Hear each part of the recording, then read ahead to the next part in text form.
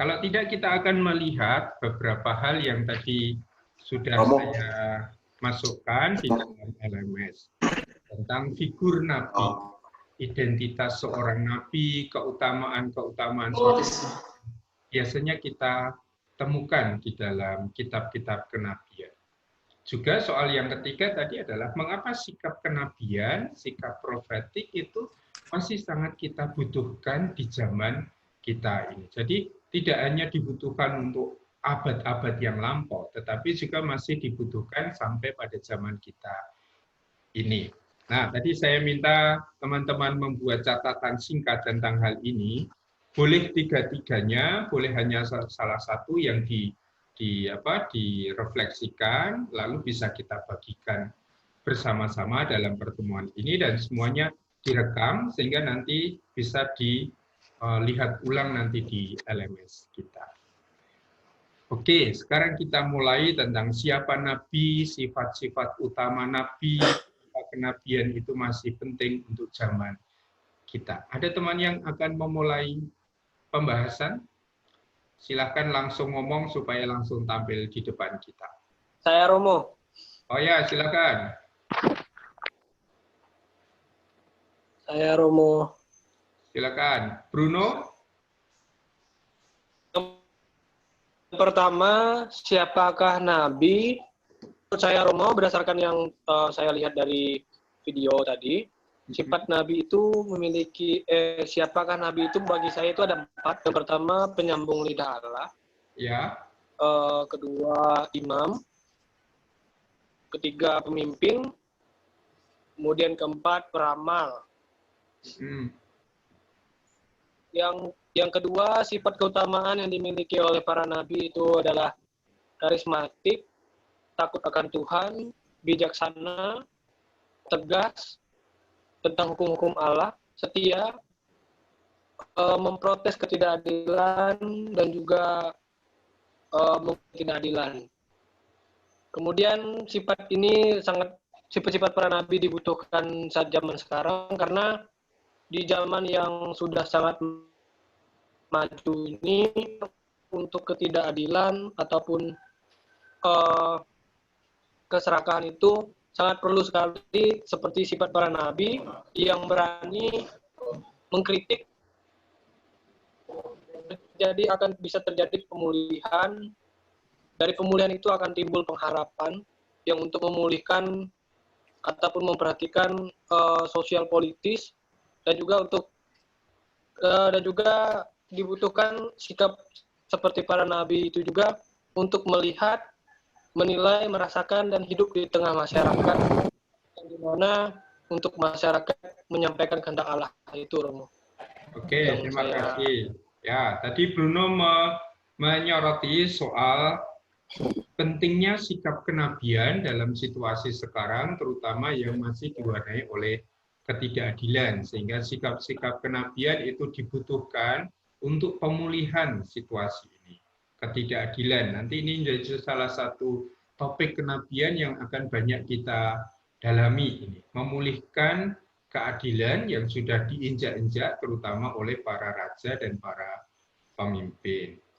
Oke, ini satu poin yang penting yang nanti akan kita bahas berikutnya. Ya, ada teman yang ingin melanjutkan? Saya Romo. Ya, Novita. Silakan. Siapakah Nabi? Kalau menurut saya itu Nabi adalah utusan Allah yang berperan untuk menyampaikan sabda Allah bagi bangsa pilihannya, Romo.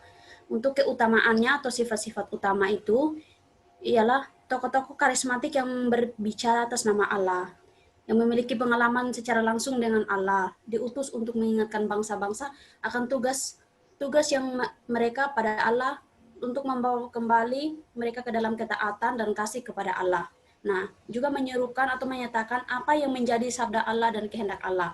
Nah, dan juga perkataan dan penglihatan dalam ekstase dan dalam musik. Nah, mengapa sikap kenabian ini atau masih terus dibutuhkan pada zaman ini? Karena untuk membawa dan mengarahkan manusia ke jalan keselamatan. Karena manusia adalah yang lemah, yang cepat menyerah ketika ia mengalami kegagalan yang menghancurkannya, Romo. Oke, yang Novita maksud dengan membawa ke jalan keselamatan apa yang dibayangkan untuk zaman kita ini? Karena menurut saya, Romo, manusia itu cepat menyerah dan berputus asa, sehingga sifat-sifat kenabian yang seperti tadi mengerahkan itu sangat dibutuhkan oleh manusiamu. Oke, ya, di tengah-tengah sikap sifat manusia yang mudah menyerah, mudah putus asa, dibutuhkan sikap-sikap kenabian tadi, ya, pantang menyerah, selalu berbicara atas nama Allah tadi. Ya, terima kasih, Novita. Yang lain, silakan.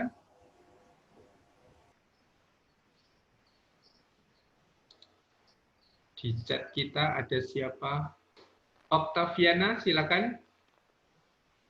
Apa yang dikirim di chat itu kamu ceritakan kembali. Halo, apakah dengar suara saya, Romo? Octaviana ada?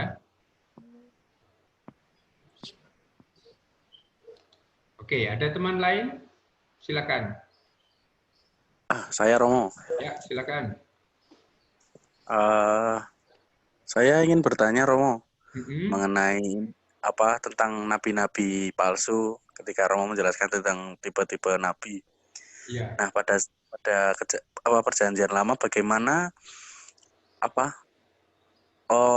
masyarakat di sana bisa membedakan nabi itu nabi-nabi benar-benar nabi dan dengan nabi-nabi palsu. Bagaimana, Romo? Terima kasih. Iya. Ya, itu akan kita bahas minggu depan. Saya akan membuatkan video persiapan perkuliahan tentang ciri-ciri seorang nabi dan terutama isi-isi pokok pewartaan nabi. Ya, salah satu hal yang dihadapi adalah banyaknya nabi-nabi palsu. Yang saya jelaskan di video itu kan nabi-nabi palsu itu adalah nabi-nabi yang hanya memanfaatkan fungsi kenabian itu untuk dirinya sendiri, terutama untuk mencari uang. Ya. Nah, bagaimana itu dibedakan dari nabi-nabi yang benar, dari nabi-nabi yang sejati, pasti dari isi pokok pewartaannya. Kita akan melihat apa saja yang pokok pewartaan para nabi. Yang pertama adalah soal monoteisme, yang mengatakan bahwa Yahweh itu satu-satunya Allah. Nah, nabi yang palsu itu pasti akan mengatakan, oh kita boleh menyembah Allah yang lain. Nah, kalau ada nabi yang mengatakan kita boleh menyembah Baal, kita boleh menyembah Asyerah, orang Israel akan mengatakan, oh itu nabi palsu. Kedua, setelah monoteisme ini adalah soal keadilan tadi. Kalau nabi yang sejati, nabi yang selalu membela keadilan. Tetapi kalau nabi yang palsu itu akan membela ketidakadilan juga. Misalnya rajanya tidak adil, rajanya menindas, tetapi nabi itu diam saja. Atau nabi itu malah terus-menerus mendukung rajanya. Maka ini dalam hal ketidakadilan, lalu akan kelihatan nabi ini nabi yang palsu. Nah, nanti akan kita lihat beberapa pokok kenabian, pokok-pokok pewartaan para nabi yang membuat kita bisa mengenali nabi itu benar atau nabi itu nabi palsu. Nah, yang paling penting nanti dalam tradisi Yahudi untuk membedakan mana nabi yang benar dan nabi yang palsu adalah kata-katanya itu terwujud atau tidak. Nubuat-nubuatnya itu terjadi atau tidak. Kalau nubuatnya itu benar, artinya yang dia katakan itu terjadi, orang akan mengatakan, oh nabi itu nabi sejati, nabi yang benar. Tetapi kalau kata-katanya itu tidak benar, tidak terjadi, maka orang akan mengatakan, oh dia adalah nabi palsu. Jadi bisa dari kata-katanya, bisa dari isi pewartaannya, bisa dari maksud kenabiannya. Kalau maksud kenabiannya itu hanya untuk mencari uang, mencari keuntungan untuk dirinya sendiri, lalu seringkali nabi ini disebut sebagai nabi palsu. Nah, itu beberapa ciri seorang nabi palsu. Maka di sana bisa kita bedakan. Bisa menangkap penjelasan saya?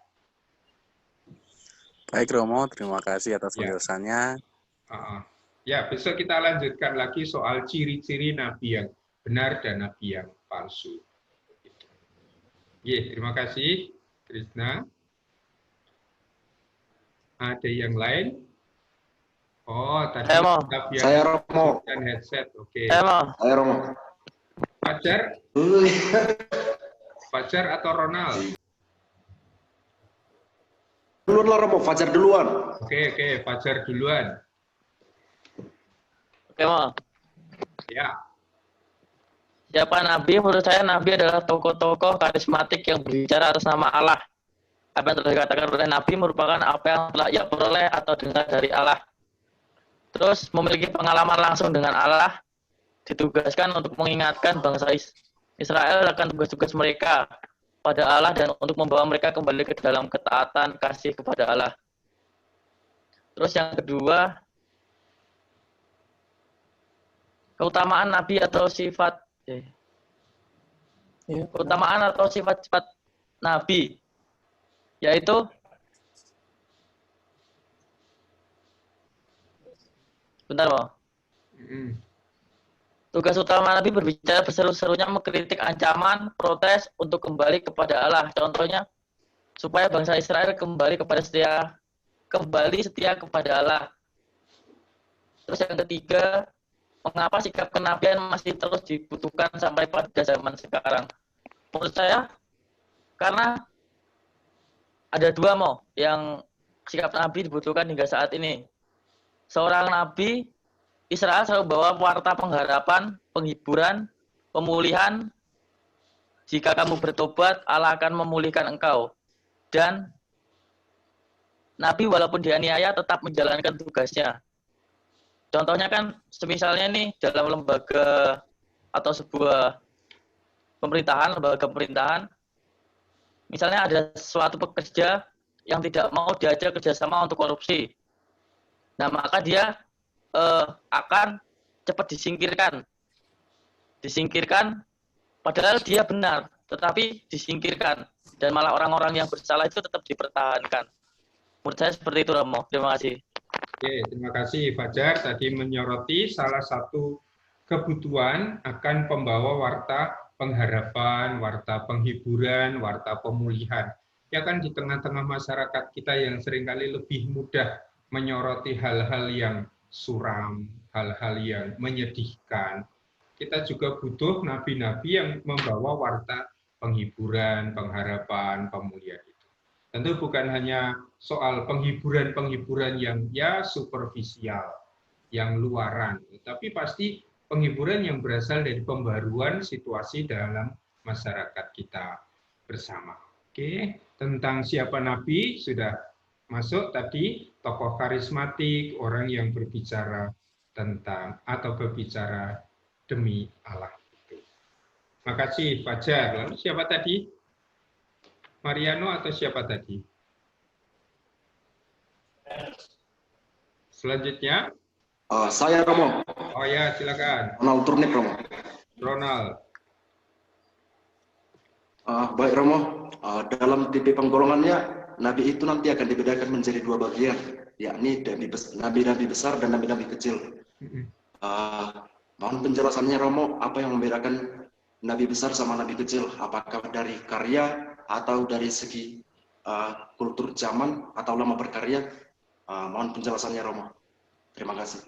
Oke, terima kasih Ronald. Ya, tentang nabi-nabi yang saya jelaskan di situ, nabi-nabi besar atau kecil terutama ditentukan oleh panjang pendeknya tulisan. Jadi semakin bukunya itu panjang, seperti kitab Nabi Yesaya itu kan 60 bab, atau kitab Yeremia atau kitab Yeskiel itu kan tulisannya panjang. Nah, ini yang menjadi alasan untuk menyebut mereka ini adalah nabi-nabi besar. Sementara nabi-nabi yang lain, Sefanya, mungkin juga Mika, Hosea, itu kan pendek-pendek. Yunus itu hanya 4 bab misalnya, maka itu disebut nabi-nabi kecil. Sehingga kriteria pertama untuk mengatakan, oh ini nabi besar, ini nabi kecil, adalah soal panjang pendeknya bukunya, panjang pendeknya kitabnya. Baru yang kedua itu sebetulnya adalah soal pengaruh yang ditimbulkan oleh nabi itu bagi Israel. Ya, semakin pengaruhnya besar, nabi itu akan dianggap menjadi nabi yang besar. Nah, siapa nabi-nabi yang pengaruhnya untuk Israel itu besar? Memang adalah Yesaya, Yeremia, dan Yeskiel. Ini nabi-nabi yang saling melanjutkan. Yesaya itu hidup ketika Israel belum dibuang ke tanah Babylon. Yeremia itu hidup persis ketika Israel itu hampir dibuang ke tanah Babylon. Mengingatkan Israel. Israel tidak mau diingatkan oleh Yeremia. Maka apa yang dikatakan oleh Yeremia, kalian akan dikalahkan musuh, kalian akan dihancurkan, kalian akan dibuang menjadi kenyataan. Ya kan, Israel lalu kerajaan selatan dibuang ke Babel, dikalahkan oleh Nebukadnezar.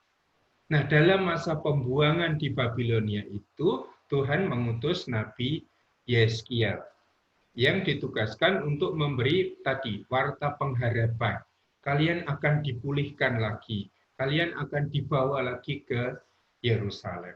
Nah, 3 nabi besar ini memang pengaruhnya besar untuk Israel.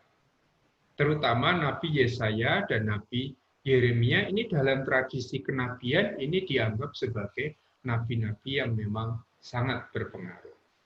Maka di video itu juga saya katakan, bahkan para penulis perjanjian baru itu sangat banyak mengutip kitab Nabi Yesaya. Kemarin misalnya dalam perayaan Ekaristi, kita kan merayakan pesta kelahiran Santa Maria. Lalu di dalam Injil tentang kelahiran Yesus dikutip misalnya kitab Yesaya. Seorang perempuan muda akan mengandung dan akan melahirkan seorang anak laki-laki. Dan dia akan dinamai Immanuel. Nah, berarti penulis perjanjian baru pun masih mengutip kitab Yesaya. Kalau nanti belajar misalnya Injil Sinoptik, belajar Injil Markus tentang Mesias yang menderita, nah gambaran soal utusan Allah yang menderita ditemukan terutama dalam kitab Yesaya ini. Maka juga nanti pengaruhnya itu akan menjadi cukup besar. Sehingga itu Ronald 2 kriteria untuk mengatakan mana nabi besar, mana nabi kecil. Yang pertama adalah panjang pendeknya tulisan, panjang pendeknya buku di dalam perjanjian lama kita. Yang kedua adalah pengaruhnya. Ya, pengaruh yang dimiliki oleh nabi itu bagi hidup orang Israel. Nah, 2 hal ini yang menjadi kriteria untuk menentukan mana nabi besar dan mana nabi yang kecil. Jelas, Ronald? Atau masih ada yang belum jelas? Sudah jelas, Romo. Sudah jelas, Romo. Oke, terima kasih. Bisa kita lanjut ke teman yang lain? Ada pendapat atau ada pertanyaan? Ya, silakan. Interupsi sekali lagi, Romo. Ya. Saya hanya mau menyampaikan, Romo, tentang presensi yang Romo bilang tadi. Kebetulan kan saya kan lagi pulang kampung kan. Jadi di kampung saya ini sinyalnya nggak bagus-bagus amat, Romo, gitu. Jadi saya kadang-kala mengalami kewalahan gitu Kak untuk membuka LMS, Romo. Jadi saya mohon untuk pengertiannya gitu, Romo. Kalau saya seandainya nggak bisa lancar untuk membuka LMS gitu, Romo. Saja, Romo. Pokoknya teman-teman yang punya kesulitan, terutama dalam koneksi internet, tidak usah terlalu gelisah. Kita akan cari cara. Ya, cara yang pertama untuk presensi adalah langsung mengisi di LMS. Sehingga teman-teman yang bisa mengakses, bisa buka, bisa langsung di situ. Kalau tidak, bisa kirim forum. Seperti tadi itu. Jawaban-jawaban kalian nanti diposting di forum LMS kita. Maka tidak harus diposting di jam ini. Kalau teman-teman sudah mencermati bahan yang saya berikan, kemudian nonton videonya tadi malam, lalu kirim itu sudah saya anggap hadir dalam perkuliahan. Jelas tentang hal ini? Ya, jadi yang bisa lewat LMS langsung silahkan lewat LMS. Yang tidak bisa lewat LMS nanti akan saya hitung mengirim memposting jawaban atau tanggapan di forum atau tidak. Nah, kalau mengirim itu lalu nanti akan dipresensi akan saya hitung sebagai hadir. Begitu jelas, Ronald? Ya, jadi tidak usah terlalu gelisah dengan situasi itu karena ya memang ini keterbatasan kita pada saat ini, ya. Ya, nanti kalau buka LMS pun kesulitan, sudah dikirim saja lewat WA ke saya juga tidak masalah. Oke, maka nanti beberapa bahan itu akan juga saya copy ke WA supaya teman-teman semuanya bisa mengikuti bahan-bahan itu. Oke, itu untuk Ronald. Ada lagi yang ingin berpendapat? Silakan. Saya Romo. Siapa? Marliana? Ya. Ya, silakan. Ya. Kalau dari saya Romo, siapakah Nabi itu? Nabi itu orang yang dipilih, orang yang dipanggil, dipilih, dan diutus oleh Allah untuk memanggil kembali umatnya dan menyelamatkan mereka. Lalu menurut saya sifat-sifat Nabi itu, yang pertama itu karismatik, rendah hati, tegas. Mengapa saya pilih rendah hati itu karena dia dipanggil dan dipilih bukan untuk membawa namanya, melainkan untuk membawa nama Allah sendiri dan membawa kuasa dari Allah untuk memanggil kembali umatnya. Lalu berani membela ketidakadilan,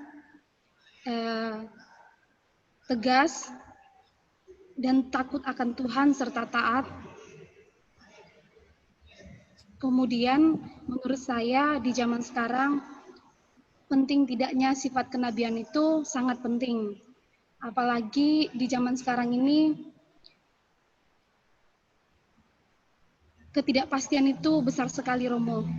Karena kayak mana ya, di masyarakat itu sekarang orang pemimpin-pemimpinnya sudah tidak lagi cenderung membela kebenaran. Bukan saja pemimpin, sedangkan di dalam keluarga maupun di dalam diri kita sendiri saja kadang-kadang kita memiliki sifat dualisme, seperti kepentingan kita sendiri dengan kepentingan orang banyak.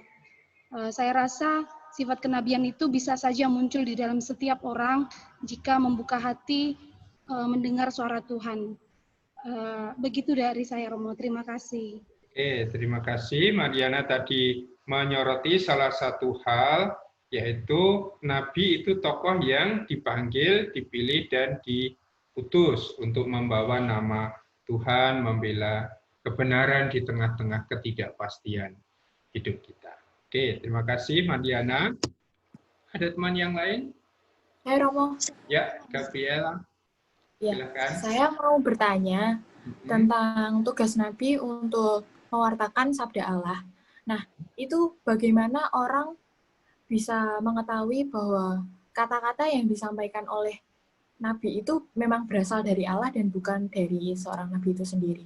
Terima kasih, Romo. Iya. Biasanya kalau Nabi sendiri itu kan punya pengalaman yang dalam penjelasan saya katakan sebagai pengalaman personal, pengalaman religius.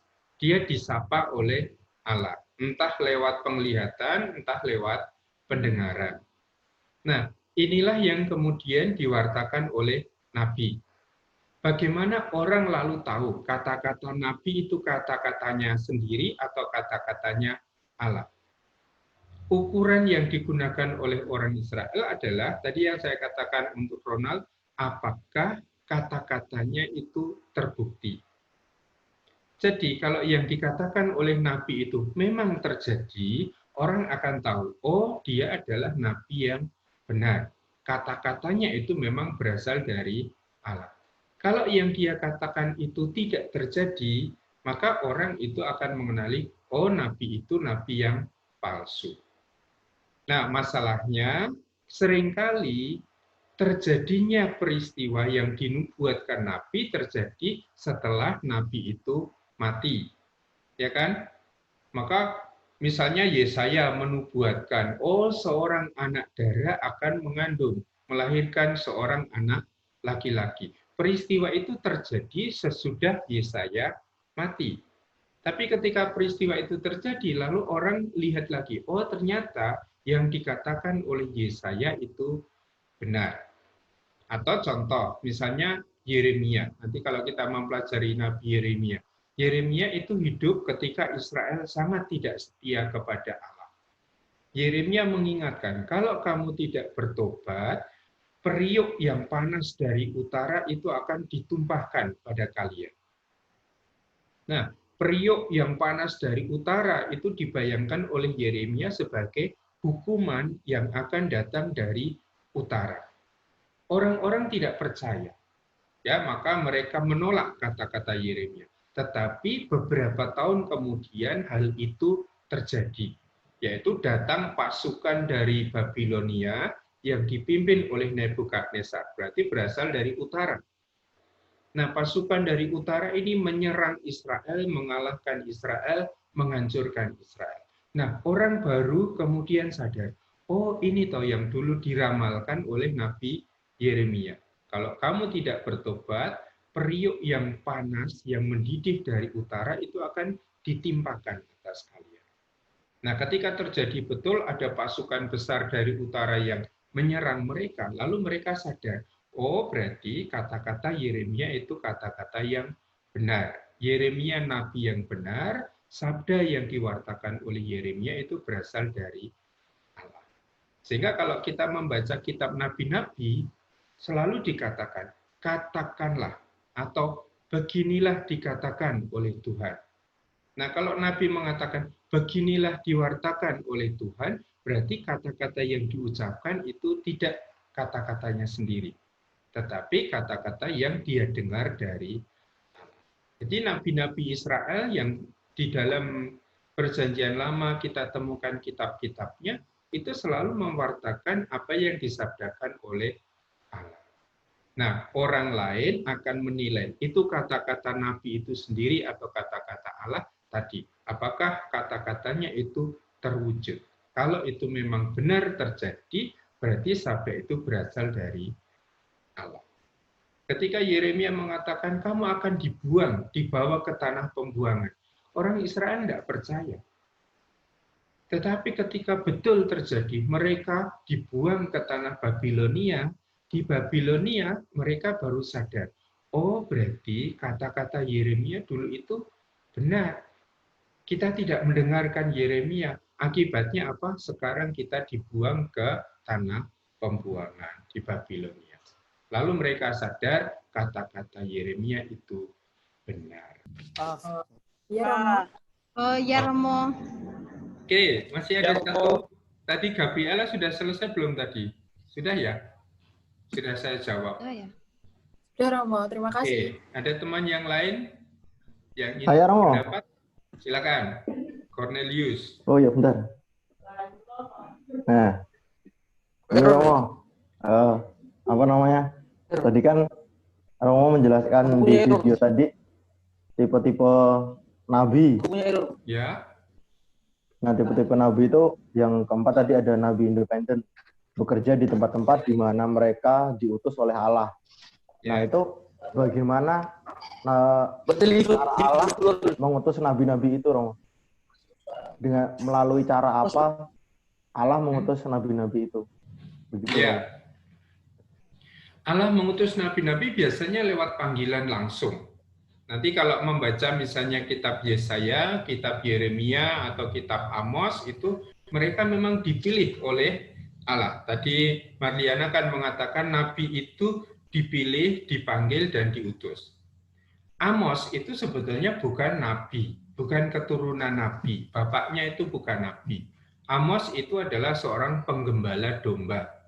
Tetapi penggembala domba itu lalu dipanggil oleh Allah untuk bernubuat, untuk menjadi nabi. Maka mereka memang dipanggil.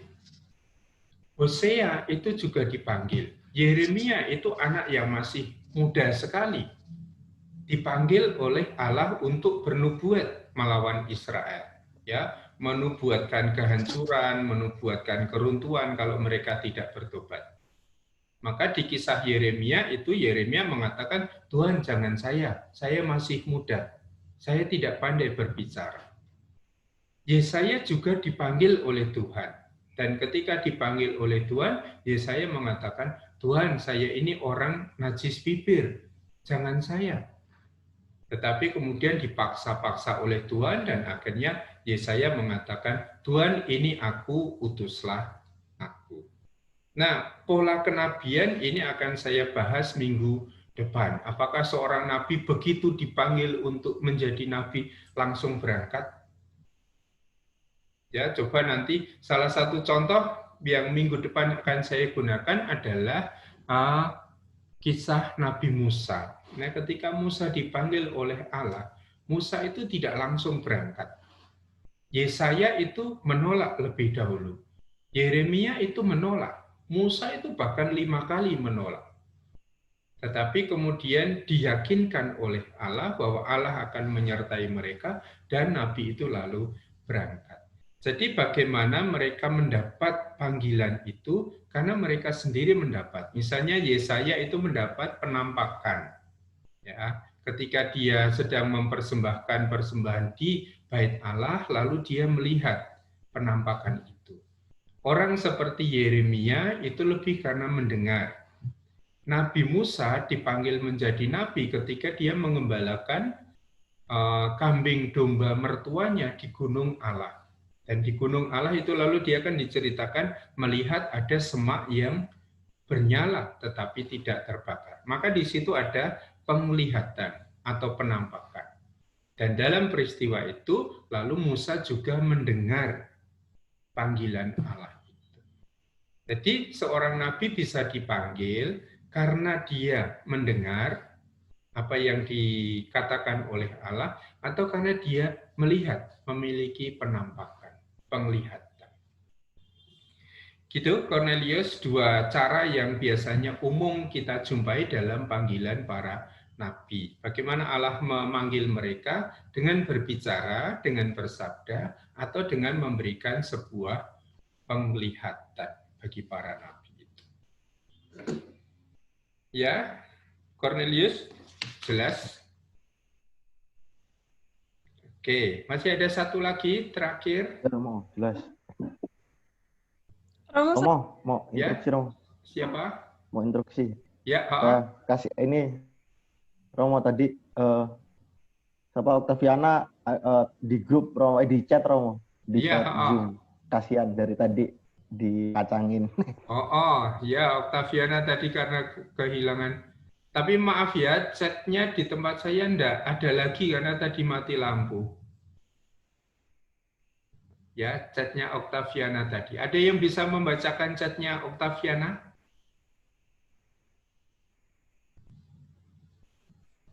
Ya, saya bacakan, Romo. Ya, silakan dibacakan.